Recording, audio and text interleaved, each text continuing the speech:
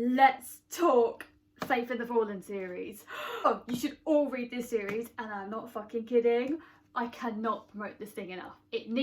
This needs more hype, more people. I want to see it fucking everywhere. Not to mention, there's a fucking pet wolf in it. I mean, come, pet wolf, what more could you want, right? Read it. Just read it. And yes, Storm is better than Ghost. Fucking fight me. Right, I'm going to try and keep it spoiler free. I'm going to try my best. If there is going to be a spoiler, I'll put a big, like, thing saying spoiler. But generally, spoiler free, okay? Cool? Still with me? Great. Okay, this is high fantasy at its best.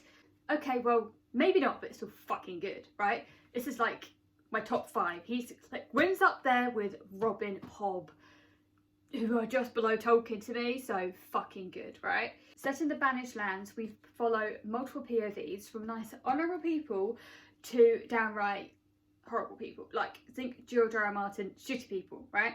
I mean, fucking shitty people that you want to reach through the page and strangle. So, you know, overall, nice book, right? There are gods and giants, and oh, I did not know I had a love for giants until I read this book. And there's a war threatening. A big, massive, fuck off god war. Trust me, it gets better. There is a chosen one called the Bright Star and the opposite called the Black Sun. Getting a little tropey, right? Not to mention a prophecy. But you should still read this book, it's so fucking good. Just because there's a trope in it and it's very, very tropey, it doesn't mean it's not a good book. Because, as I said in my Chosen One video, please go back and watch it, there's, as I said in that video, any sort of trope, like, I properly hate the Chosen One, stop on it, puke, hate it. Yet, I'm loving this series. So a trope can be done if the author puts their own spin on it, which Gwyn did. The first half of Malice, and I mean the first half, is that 200 pages? Whatever. Anyway, first half of Malice, until you get to about the last 200 pages, slow, bit of a slog to get through, I was a bit meh. But then, the last 200 pages, fuck me, I was hooked. Couldn't put it down. Finished the last 200 pages in one sitting and immediately picked up Valor because I ordered them this series. My gut obviously told me I was going to love this series, and it was right. I'm glad I bought them all together because I don't think I could have coped waiting for the other books to come to the post. So finish Malice, you won't fucking regret it. I will say I was listening half on Audible because I'm cheeky and I can do it while I'm at work, and half physical book. The narrator is, oh, fuck me, brilliant. I love his voice. But I did struggle with some of the names because while they are spelt differently in the book, so it's very easy to keep track of the characters, at least I found, when it's on Audible, it was kind of difficult because they sounded very, very similar. So I was like, who the fuck, he sounds exactly like that person, but I know it's not that person. Who is he? But then when I did the read and listening Audible, it made sense, and then it fitted. And in all fairness, okay, now he hasn't in this book, but in all fairness, he does have a chart of characters, and you know it's epic high fantasy when there's a chart of characters or an appendix, and I'm totally there for it. Wow. I loved it. It was very clear, very concise, so easy for me to follow, and the prose on it. Oh, it's not often you get a new author that has brilliant prose, which is why he's up there with Robin Hobb. Like, in my own writing, he has helped me with my fighting styles, which leads me to the battle scenes. If you want a man who is fucking excellent at writing fight scenes, battle scenes, any sort of combat, go to Gwyn. Honestly, no one has done it better.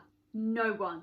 Gwyn doesn't hold back in battle. All blood and grittiness. I felt like I was there with the characters, fighting with them, and the way he described it, it was so gritty and so bloody.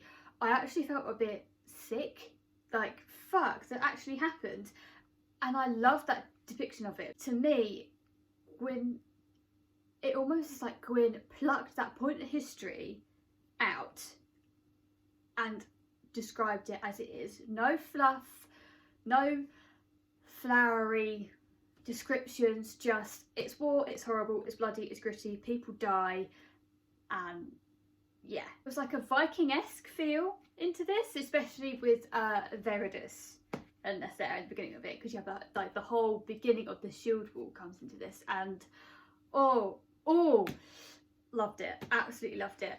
I do have to say, while I guessed the end of Ruin, this little confession here, don't sue me, the end of Ruin, I sensed what was going to happen, and I was absolutely petrified, and then it happened, and I was like, fuck, no! So I immediately picked up Wrath. It was fucking midnight when I finished Ruin, and I skimmed ahead to find out if my suspicion of what was happening at the end of Ruin and what was going to happen at the beginning of Wrath would be true. I was right. It still didn't stop me from the point when I got to that bit in the book, even though I knew I was right, I still cried. I still cried. It was fucking brilliant. If I hadn't skipped ahead, I would have been destroyed. I mean, utterly heart ripped out, fucking mullered, destroyed. But just prepared, going into this series, be prepared for Gwyn to rip your heart out, cut it up with a spoon and feast on it. Overall, the story was good. I was cheering for the characters, even for the horrible ones, on some cases. And by the end of Wrath, I was literally screaming down that at the end of the book. Like, oh, for the last 200-300 pages, I was just, no. This is the type of book, especially towards the end of Wrath, where I literally ignored all of my responsibilities and just read continually. Didn't do anything. At work, people tried to talk to me and I went, no, listen to a good book, piss off. That was what I was like at the end of Wrath, and then I got home from work and I'd pick up the book and I just breezed through it completely. I want to go on to the character side of this. Again, I am going to make it a little bit more non-spoilery, as much as I can. I'm going to put this up here because I don't want to hold it anymore. There. Now, I fucking knew I didn't trust him from the get-go. I knew it.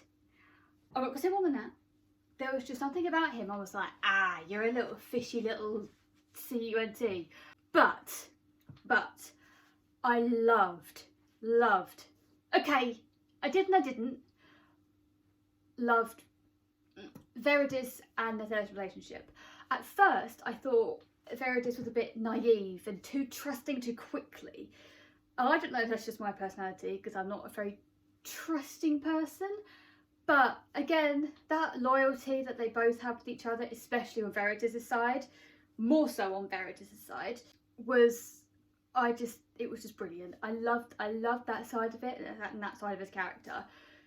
Very, very loyal. And towards the end of the books, like end of Wrath, so from Malice to Wrath, you can see the change of Veridus, and it was just, you can see everything he went through, and like, you kind of bleed for him a little bit. There's a stigma. Everybody knows. There's this funny little thing about men writing women. That wasn't the case with Gwyn. He actually wrote really, really well. Very, very fierce, very, very strong women, especially in a society where it says in very, very early Middle Ages. So think early Viking, Shield Wall type place. So you're not having many women be fierce, but yet they're still valued well. It's not like they're dismissive and being sexist. They are still valued well, which is good. I like that twist on things. But Corellin and Cohen. Oh, fucking Cohen. I want to live to be like Cohen. I want to be her fucking best friend. I don't give a shit. She is the fiercest thing ever. And I mean as fierce as Storm. She is fight every second. Every fucking second. She is fighting tooth and nail. No qualms, no break, no nothing, just fuck. I'm gonna fight my way out of here. You did XYZ, I'm gonna fucking kill you. But there's a sweet side to her too, which is brilliant. I love the fact that she can throw knives. She's got taught to throw knives and she is throwing them left, right and centre. She's got to be my ultimate favourite character in that series. I've seen no fierce woman character done better. Her, and then Corellin comes along. Fucking love Corellin. I'd be absolutely down with having those two as like my best mates. I mean, I'd rather have like Storm as my best mate, because I could be like, he fucked me off, and she'd be like, meh. 3 reasons why you should definitely read it: Cohen, Coraline, and Storm. Definitely Storm. When you go into this book, you sort of get this sense that Veridus is doing something wrong, but he perceives it as right, which I love when you write a character like that. When they perceive what they're doing is purely right and just, but you know in the background, even though the author hasn't explicitly said, you know there's just something not quite right in what they're like. Something's just gets feeling, this little So watching Veridus going from that to the end of Wrath, and I really don't know how I'm not going to spoil this. I'm not going to spoil it, but his arc, his arc was just, I couldn't think of a better character arc for him, and the way it was done over the 4 books, it wasn't underdone or overdone, it was just basically perfect. Okay, I went from fucking hating Veridus to, fuck, I feel like, not sorry, but I'm bleeding for you, I don't want you to harm him. I wouldn't say I love Veridus, but the way he grew and changed made my opinion of him change. Okay, relationships in this series was spot on, apart from a few, Maegwyn, but they were all fleshed out, all done really well, and it wasn't over the top, because there are some fantasy series which I would argue are basically fantasy romances, where they go so over the top on the romance because people want to look for that, whereas this book wasn't about those relationships. It was about their own choices, about fighting what they believed in and fighting it well, even though they could be losing, right? Like George R. R. Martin, you see from both perspectives, so you understand the choices of both sides, which I love, because it means that like war isn't that simple. It's not good versus evil, which this isn't what this is about. It's about doing what the person perceives to be right, and I try to live by that. This is getting a bit too puffy-eyed for me. This is very, very similar to Game of Thrones, but not as dark. And when I say dark, I mean not the sexy, smuxy little in detail scenes that Game of Thrones have, but it still gets very, very gritty, especially in the battle scenes. And Gwyn brings to head as well that the fact that these men who are fighting and dying are literally following orders. They may not themselves believe in what they are doing, but they are following orders. Now, let's talk about Storm. Oh, I dropped my iPad, no! But oh my god, Storm. Fucking Storm. As I said, she's better than fucking Ghost. Even better than Night Eyes from Robin Hobb series, the Farseer trilogy. Fucking fight me. She's the best pet wolf you're gonna find. And now I've just realised I was talking quite loudly, and I'm pretty sure my neighbours probably heard me. Whoops. Storm is just, oh, so fiercely loyal, and like, she's like the direwolf. She's a massive woman, huge, and just, yeah, just great. Fiercely loyal and so protective of Corbin. My heart just melts. But also there's a playful side to her, which is what I just love, absolutely love. I love playfulness in wolves, and Gwyn, I fucking blame you, because now I want a pet wolf so fucking badly. I mean, I understand like having a pet wolf could be quite dangerous, but I still want one. Okay, and I'm going to give this one little thing. I did predict what would happen at the end of Wrath. In this case of who lives and who dies, you sort of get that sense at the beginning, towards the end of Ruin, and at the beginning of this, you get a sense of who is going to survive and who's not. But there are some cases I was like, fuck, am I going to be wrong? I'm not going to tell you if I was or not, because spoiler. But even so, I had that sense. I still cried. Only once. It takes a lot to get me to cry, because, you know, I'm cold and dark and dead inside. This book series gave me such a hangover that I just had to pick up Malice again straight away. And then, in case you haven't noticed, I went and bought John Gwyn's other series, because I'm just assuming they're going to be just as fucking good. All I know about that series is that it's set in 1,000 years after this series, so you don't see any of the characters, but it's still, I don't know, I just absolutely love this series. It's my top fucking 5. I cannot express enough how much you should read this series, and I'm not just saying this because I'm a big fan. Okay, yes I am. Just fucking read this series. I can't think of a way that anything's been done better. To me, this series is better than Stormlight or anything read by Sanderson. So much better. Go fucking read it. I mean, go read it. Now, when I review books, it's very much like how it made me feel.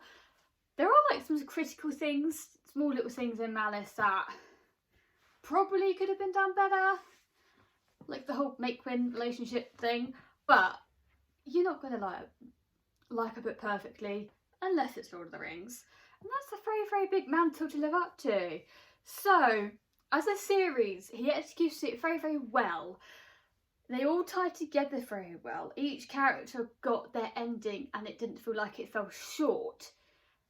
I'm not saying ending like they died, I'm just saying that their story finished. So, and you get people who go from good to bad and bad to good. I can't think of a better ending than what he gave. He could have gone one or two ways with it. I'm glad the way he did go with it, but if he'd went with the other way, I'm not going to say which way because spoilers. If he did go the other way, while I would have been deeply fucking hurt and my heart would have been gone from my body, I would have just died, I would have agreed with it. But I'm glad he went the way he did. I gave it 5 out of 5 as a series. Apart from Malice, which just a 4.5, just because most of the beginning of the book was mainly set up, which was fine, but it wasn't like hooking me in. Get past that bit and you will love it. Absolutely love it. Not to mention it. What did it win? It won like I think it won like the best fantasy debut novel, because it's a fucking debut novel, and fuck me, I could write that good. On my debut novel, I'd die happy. So yes, that is my ultimate review of this series. Go fucking read it. Socials down below. Comment down below if you agree with my review or not, or if you're going to read it. And let me know when you do read it, because I need to talk about it with somebody. Because no one I know has read it, which fucking sucks. So yeah, go read it and I will catch you later.